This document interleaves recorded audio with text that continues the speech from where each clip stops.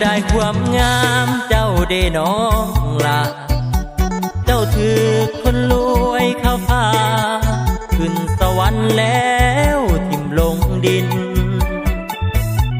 เป็นตัวสำห้องอยู่ห้องน้อยๆน้ำตาไหล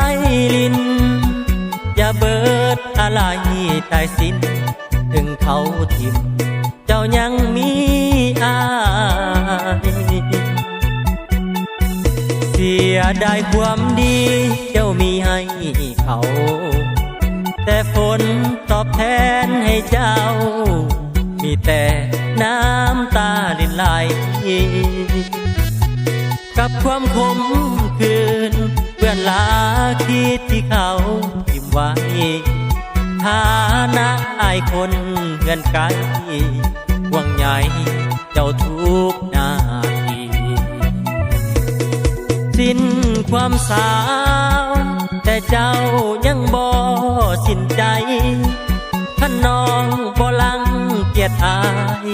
อกข้างซ้ายอายคอยคนดีจะเอาเทียงนาแทนตึกสูงอย่าใจให้ฟรีเอาหลังถวยแทนรถเก๋งขี่ตามวิธีชีวิตคนจนเสียใจที่เหลือยังมีความหมายลาคีปนเปื้อนช่วงในจะเอาน้ำใจล้างแทนหน้ามนถึงเจ้าให้ค่าในสายตาของคนบางคนแต่น้องยังมีค่าสูงล้นสำหรับคนจน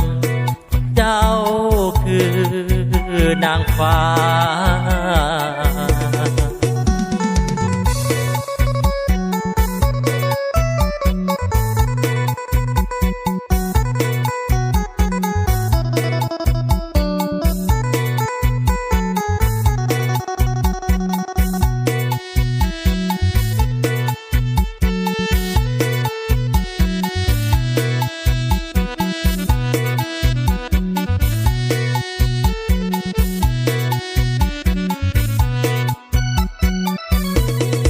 สิ้นความสา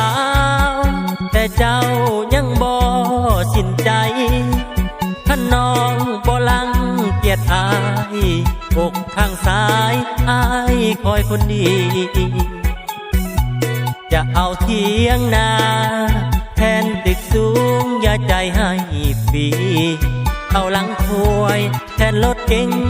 ขี่ตามวิธีชีวิตคนจนเสียใจที่เหลือยังมีความหมายลาคีปนเปื้อนช่วงในจะเอาน้ำใจล้างแทนหน้ามนถึงเจ้าให้ค่าในสายตาของคนบางคนแต่น้องยังมีค่าสูงล้นสำหรับคนจนเจ้าคือนางฟ้า